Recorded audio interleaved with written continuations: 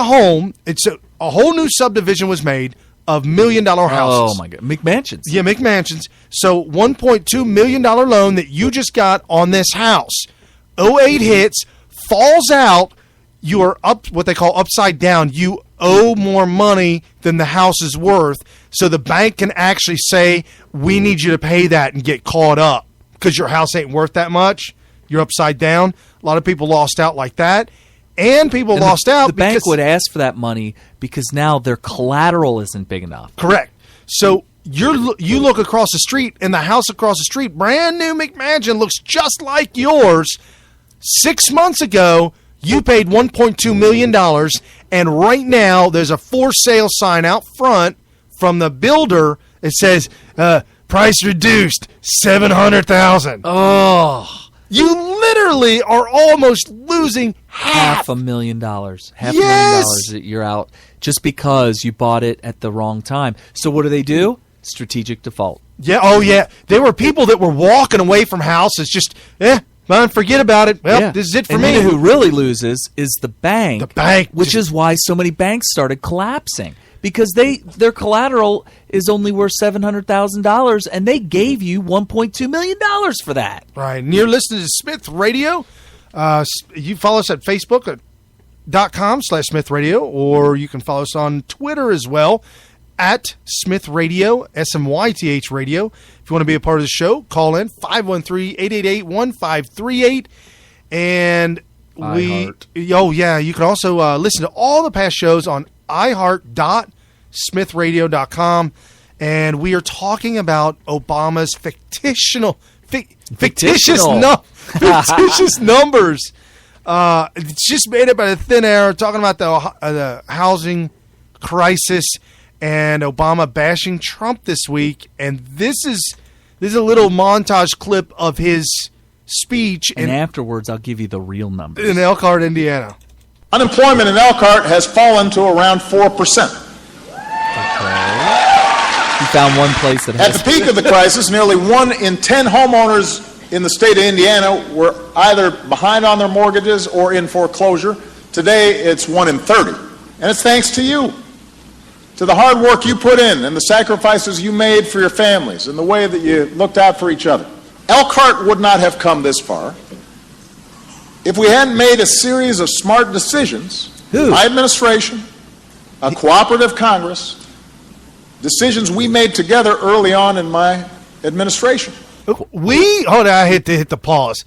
With a cooperative. This guy is the biggest narcissist. How are people talking about Trump being a narcissist and that we can't let a narcissist? There has never been, not even remotely close, in my lifetime, in the past, 5-6 presidents, not one time have we had anybody even remotely close to as big a narcissist as Obama. And believe me, Trump will never be able to touch it. He will never be able to. Well, he wouldn't. That's not the kind of guy he is. No, he would not. He wouldn't say me, my, ours, and all that all day.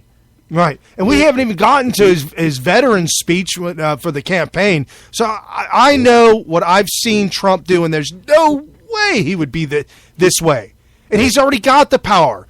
Obama never had power. He had nothing but a pipe dream, and in with crooked criminals or by hooks or by crooks will steal and do whatever they got to do. He becomes president, and then all of a sudden, instant millionaire, jet sets the world like royalty.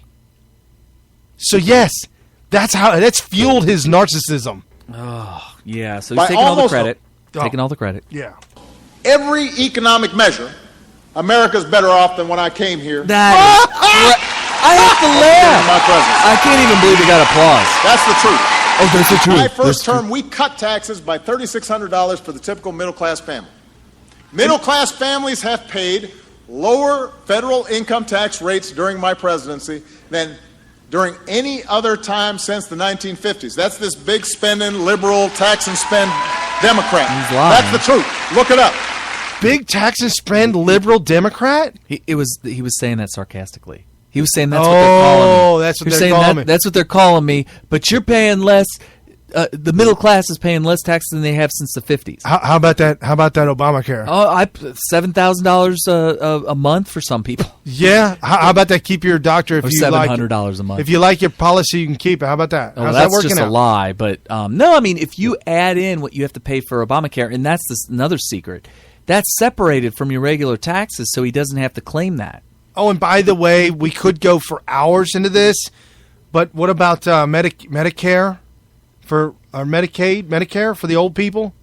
Medicare? Yeah. They're taking money from that, and if you make too much money in your lifetime, you're going to have to pay. Oh, I know somebody very well. He's paying. Paying huge. Hold on. So you tell me he's retired, collecting Social Security, and he's actually got to pay. Oh, a lot. Oh, Pay a lot. man. Because he was means tested. And I didn't. For those of you in Westwood. So for 40 years, he paid into Social Security. Probably, yeah. And now he's got to still keep paying. Oh, yeah. In fact, he's got to pay more. Could you imagine how much money he'd have if that was in his health savings account? Earning money on the market. I have to learn more about the health savings account, but all conservatives, very, very constitutional, Trump's talking about capitalist. It's on his website. Hannity said that multiple times over and over. Trump keeps telling him in every interview that he does that it's brought up, he's for health savings accounts. So, anyway, and Ben Carson was the first one, and he's the neurosurgeon who said, put Obama in his place at the prayer breakfast and lit him up, just embarrassed him. He's the first person that spoke seriously that I remember, that's been in the news big time, that really spoke seriously about health savings accounts. Right. So anyway, but so these numbers he's throwing out, it's bold-faced lying. Well, and then they're talking about the unemployment rate. Oh, we added 30,000 new jobs this month, and the unemployment ticked down 4.7%. We have the numbers, and the unemployment number will shock you. Little trolling teaser for you there. So the real numbers. All right, let's just walk through the numbers. I'll try to keep it.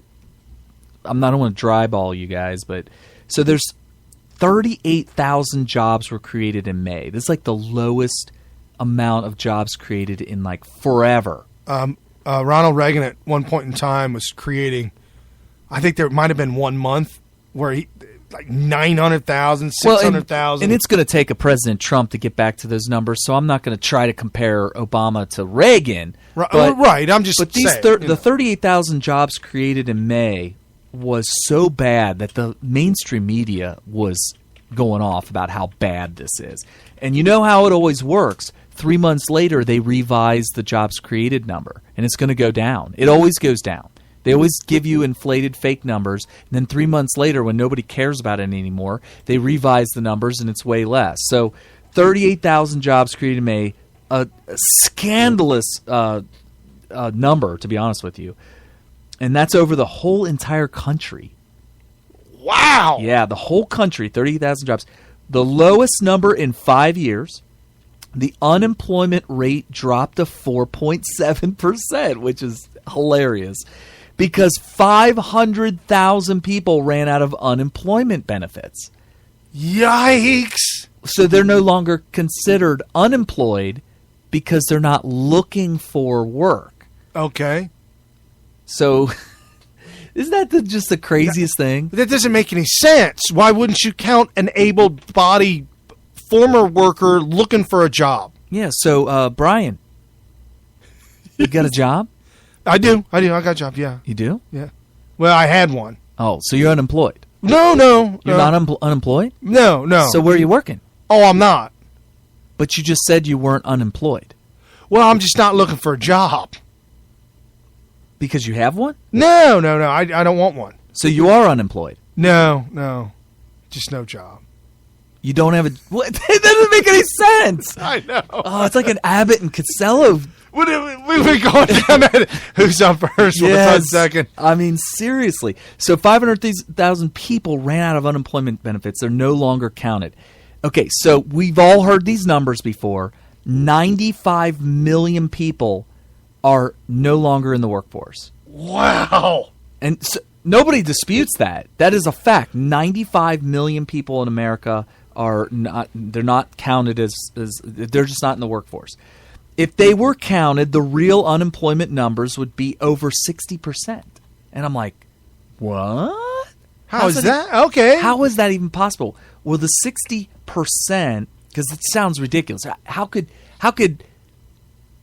what would that be? 3 out of every 5 people aren't working. Only 2 out of 5 people are working? Right. Wow. Well, the reason is that the number of Americans in the workforce are 157 million. Oh. So the number of employed Americans. So 95 million of them are out of the workforce. So do the math. 95 million divided by 157 million, 60%. They also revised these numbers. So the March and April numbers are lower. People react to the unemployment numbers when first reported. Nobody takes notice when they're reported worse 2 months later. That's going to happen again probably for the May numbers.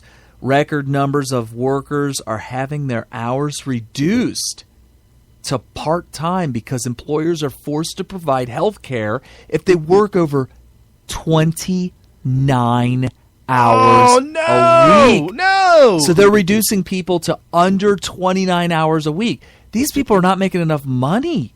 No, not even close. Many companies are just doing this to survive. So these companies aren't evil. No. They have to do this to survive.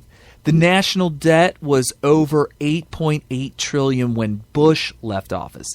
Now it's $19.4 trillion and will be over $20 trillion by January. And it says 2016. I think he means 2017. Yeah, he means 2017. That's next January. The Democrats want us to talk about bathrooms. It's just wagging the dog issue.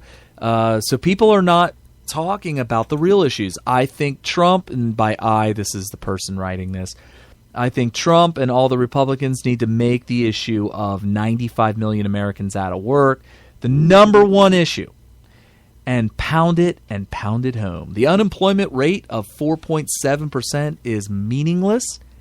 It's fake. It's fake numbers. It's a number that's based on reducing the denominator. Right. If you can reduce, if you know anything about math, a fraction, you got a numerator, which is the top number. The denominator is the bottom number. The higher the numerator, the top number, the bigger the fraction. Correct. In the denominator, it's the opposite. The smaller the denominator, the bigger the number. Right. So the bigger the denominator, the smaller the number. So they reduce the number, the fraction. Yeah. They reduce it. Yeah, by inflating the denominator. And which is eliminating people on the unemployment. Right. So they reduce the numerator, they inflate the denominator, and you end up with a fake fraction. That 4.7% does not reflect any reality at all. No, They're none. literally cooking the books and just what they're doing is here's okay. If you ever want to know what these numbers mean, when Obama comes out with a number that is representative of the employment or unemployment numbers, the number that they're coming out with is the number that they can explain to you how they got to it.